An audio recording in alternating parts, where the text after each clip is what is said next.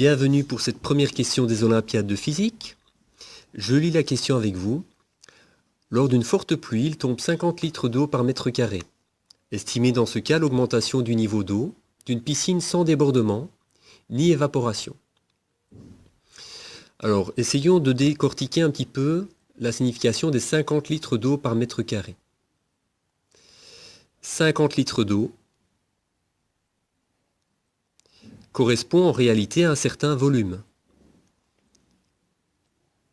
50 litres correspondent à 50 décimètres cubes.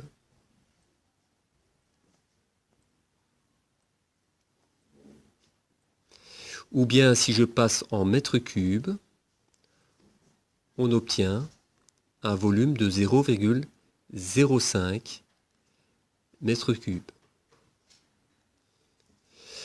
Ce volume doit être réparti sur une surface de 1 mètre carré. Alors si je dessine une surface de 1 mètre carré, je vais la représenter par un carré qui fait 1 mètre de côté. Si je veux répartir le volume d'eau sur ce carré, je dois lui donner une certaine épaisseur. Dans notre cas, je choisis l'épaisseur pour obtenir un volume total de 0,05 mètres cubes. Le volume est égal au produit des côtés, 1 fois 1, fois encore la hauteur. Le volume étant de 0,05 mètres cubes, nous trouvons facilement la valeur pour la hauteur. La hauteur doit simplement valoir 0,05 mètres. Nous avons donc trouvé que pour 50 litres d'eau répartis sur 1 mètre carré, on doit mesurer une hauteur de 0,05 mètres. Alors cette conclusion, elle est valable quel que soit le terrain. Donc également pour notre piscine sans débordement. Donc ce volume est réparti sur toute la surface de la piscine. Sur chaque mètre carré de la piscine, on a une élévation de 0,05 mètres.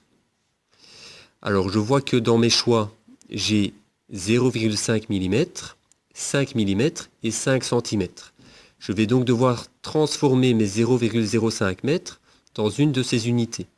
Si je le transforme en centimètres, j'obtiens 5 cm. On peut donc conclure que c'est la réponse C qui correspond à la bonne réponse. Nous allons passer maintenant à la deuxième question de ces Olympiades.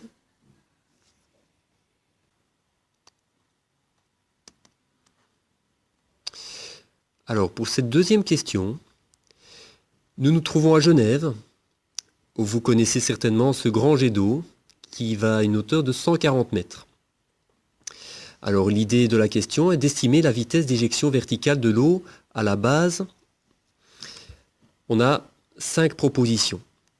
Alors pour résoudre ce problème, on peut travailler avec la conservation de l'énergie. Au départ, l'énergie potentielle est nulle. Donc nous allons en fait réaliser un tableau en fonction de la hauteur. Lorsque je suis à une hauteur nulle, l'énergie potentielle est également égale à 0. Lorsque nous sommes à une hauteur de 140 mètres, on obtient une énergie potentielle qui vaut mgh.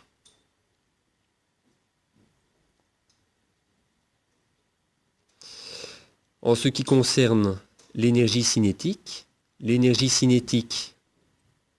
à la base du jet est égale à 1/2 mv². L'énergie cinétique à la hauteur de 140 mètres vaut 0. La vitesse du jet est égale à 0. L'énergie totale, qui est l'énergie mécanique, est une grandeur qui est conservée. Donc l'énergie mécanique est égale à la somme de l'énergie potentielle et de l'énergie cinétique. Donc je trouve à une hauteur de 140 mètres que l'énergie mécanique est égale à mgh. Je trouve à la base du jet que l'énergie mécanique est égale à 1/2 mv carré.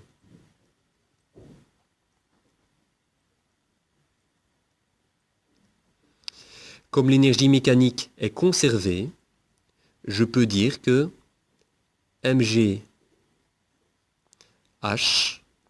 est égal à 1/2 mv carré. mgh représente l'énergie potentielle au sommet du jet d'eau. 1/2 mv carré représente l'énergie cinétique à la base du jet d'eau. Nous voyons que la masse est identique des deux côtés. Nous pouvons donc supprimer un m de chaque côté. Nous cherchons la vitesse au sommet du jet. Nous allons donc isoler la variable v. V est égal à la racine carrée de 2gh. Si nous remplaçons par les données, h est égal à 140, g est égal à 10, je trouve une vitesse qui est égale à 52,78 mètres par seconde.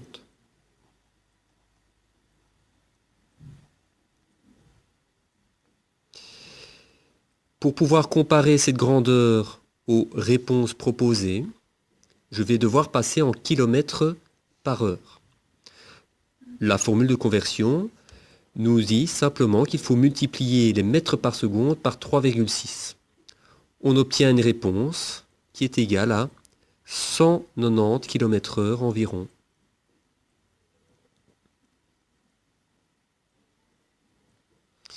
Si je compare cette réponse avec les propositions, on peut donc conclure qu'il s'agit de la réponse A. Voilà, nous avons vu 2 questions pour aujourd'hui. Les prochaines questions viendront dans d'autres vidéos. Merci de votre attention.